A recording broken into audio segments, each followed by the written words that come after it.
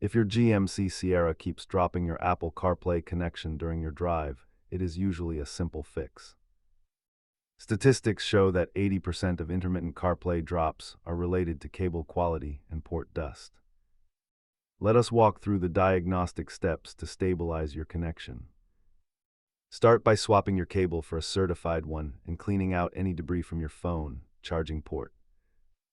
If the hardware is fine, refresh the software handshake by removing the device from both the truck and your phone.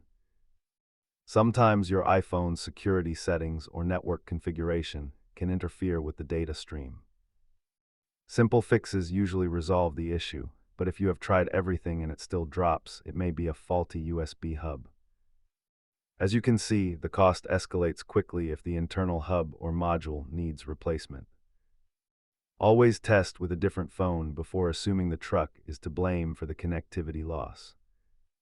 Keep these items in your glove box to troubleshoot any future electrical connectivity issues on the road. Remember, the simplest solution is usually the right one, so start with the cable before tearing into your dash. If these steps fixed your connection, let us know in the comments, and don't forget to subscribe for more Sierra tips.